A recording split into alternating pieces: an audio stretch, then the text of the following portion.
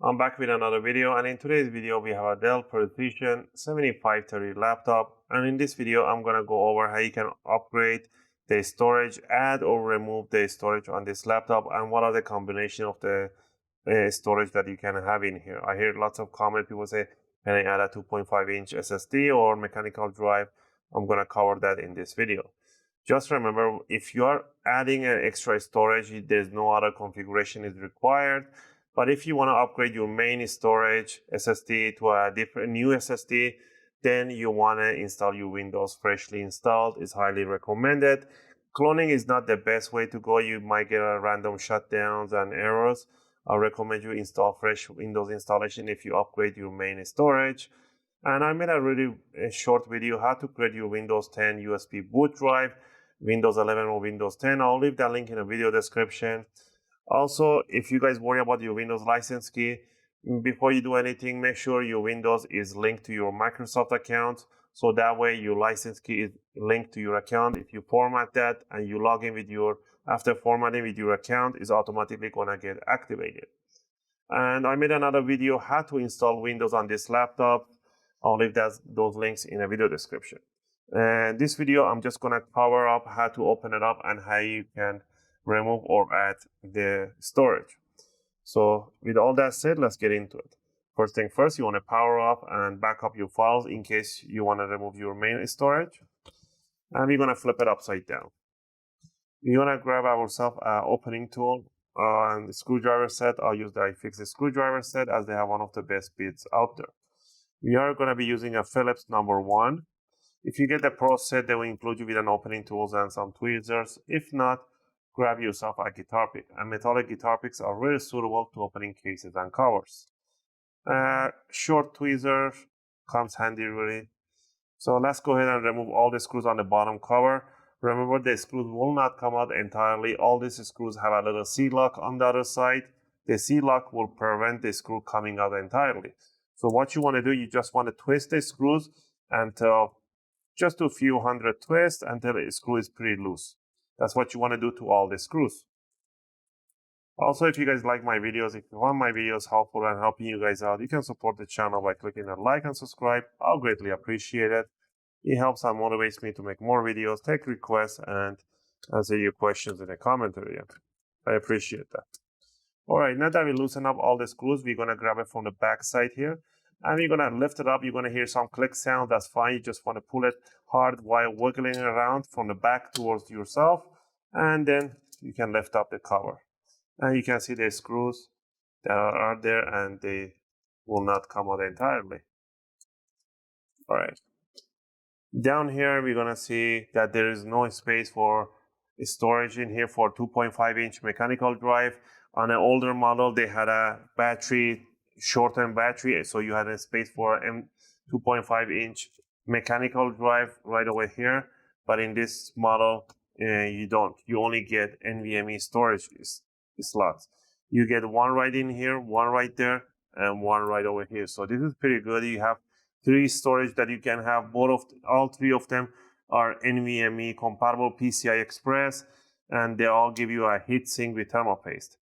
And there's only one SSD, so which is the main one.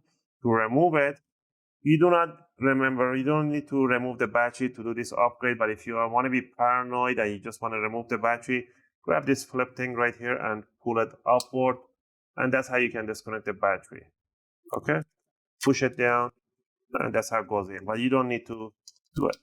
We're gonna remove this screw right on the heatsink, tiny screw, and you can lift up the heatsink just sideways, and there's a heat path right on there. To remove the storage, put on one screw at the back, and the storage will come out in 45-degree angle. And what you want to do, you want to slide it backward in the same angle. Do not yank it upward, otherwise you're going to crack the SSD or the jack. Just pull it back in the same angle that it came out. Okay?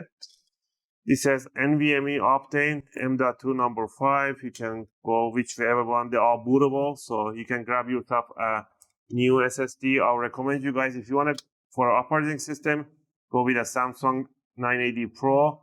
These are really durable SSDs, and they will last many years, and you can use the old one as on a second storage for whatever reason you want.